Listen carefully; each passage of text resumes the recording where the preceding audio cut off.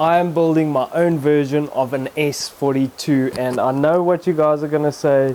Well, an S42 is a very special BMW Motorsport engine, and it's impossible you can build one, which is true, but I'm building my own version of one. Now, my M42 has come a very long way from its original being, which was an M44, and then I hacked it into an M44, M42 Frankenstein, and it's taken quite a few steps through that process. But now we have taken the next step in this journey, and I'm super excited to share with you what I have, so let's go.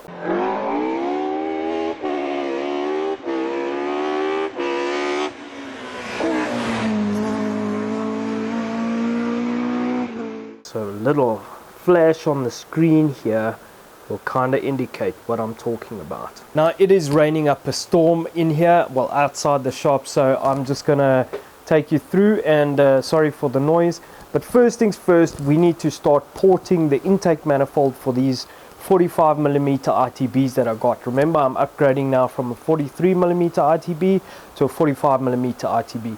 Which ones are they? Well, they come from the Toyota 4AGE 20 valve. So the 43mm ITBs come from the silver top version of that 4AGE 20 valve, and the 45mm ITBs come from the black top version of that 4AGE 20 valve. So let's hit it. Alright, so I'm going to just mark the throttle bodies on the inside where they need to be ported to, and I will show you on the camera. And this is obviously so I have a reference to know where to start from. So obviously the 45s are larger than the 43s, and this is exactly why I need to now port this flange to meet up with it. But it's not bad, and it's not a lot. But this glorious engine is going to make some glorious dorts. They call it in Australia, all the dorts. Well, this thing's going to be singing. I don't know if it'll be dorting, it'll be singing. Right, let's take it off. Take the ITBs off. It's raining so nicely outside, but it makes it loud in the workshop. So, oh man, I can't wait for this freaking thing to be together. It'll be singing down the road.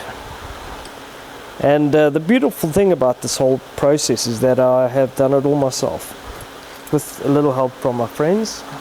So there's the scribe bar all around. Not sure if you can see it. It's on all of them. So what I need to do now is flip this manifold sideways, and then I can start porting. Porch light flicker on the siding, moths dancing like they know the tune. Porch light flicker on the siding, moths dancing like they know the tune. Every breath feels borrowed, but tonight the world's in tune.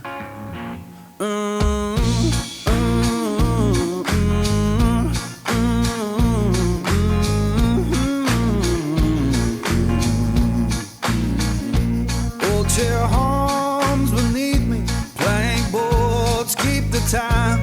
Old chair hums beneath me, plank boards keep the time.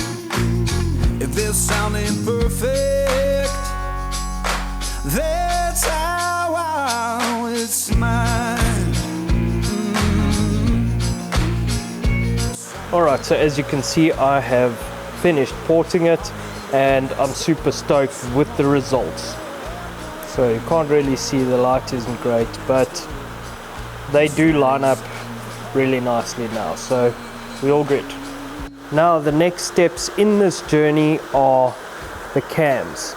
Now, as you may or may not know, if you haven't been following, I have designed and built my own dry sump pan and dry sump oil system for this engine. So we've gone from a wet sump, which basically gave us a lot of oil surge, to a dry sump system, and that was one of the big upgrades in doing this. Now the next thing I found was failures in the valvetrain system, which has led us here. And basically what we have here is a magnificent set of gun drilled cat cams and these are full race cat cams. So this is basically your full race spec, the most aggressive camshafts you can get from Cat Cams, and one of the only companies that make camshafts for this engine that go so aggressive.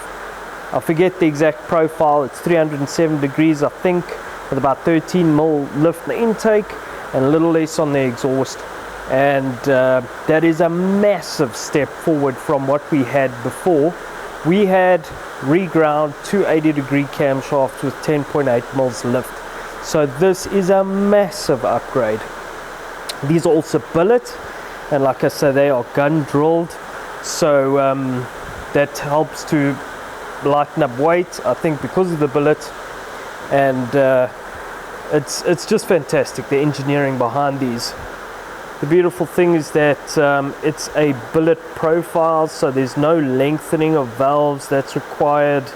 You know, your base circle is still basically what it was on the stock camshaft. So what that means is that when we reground the camshaft, we took off material at the base circle here, which basically caused us to lengthen the valves, which ended up giving us some problems. So the other thing you'll notice on these camshafts is that they have a very rounded nose, and that is to help with your ramp angle, your acceleration and deceleration of the cam at maximum lift, because obviously your bucket and your valve and all of that, with such extreme lift, it needs to accelerate and decelerate to that point.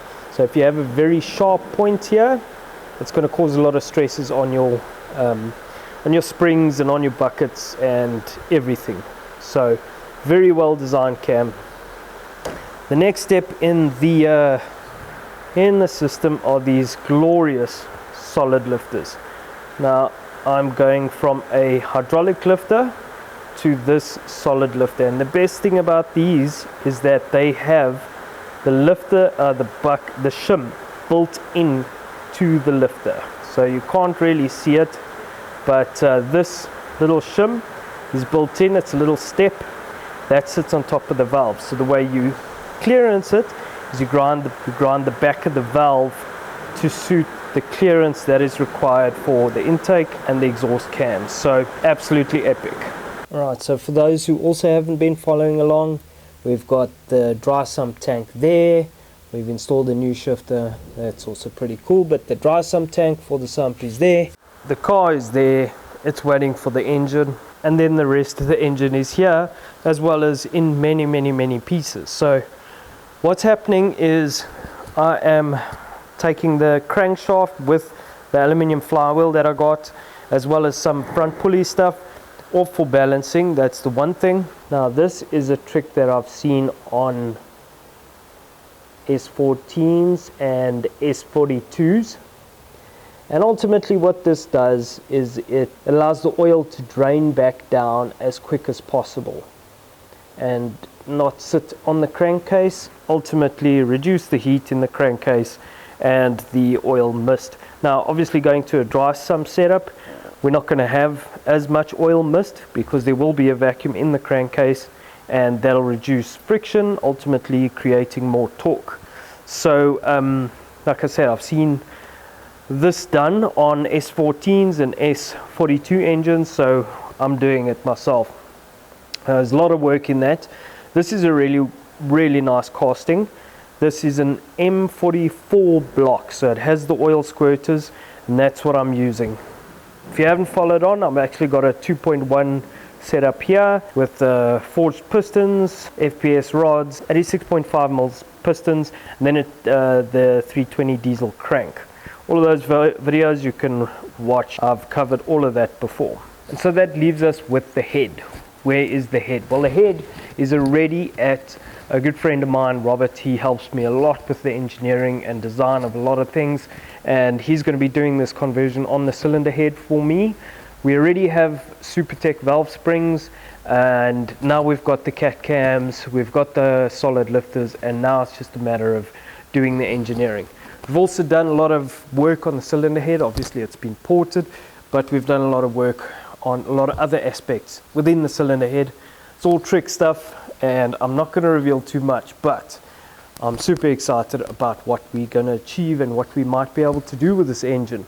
Now just bear in mind that we are at 1500 meters above sea level, which means that the power we make here on the flywheel or on the wheels is about 18% less than what we make at the coast.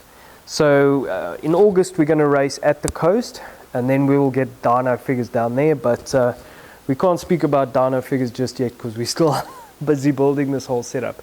So from here the cams and those buckets will go to the head guy, and he will do all of that work, get it all together.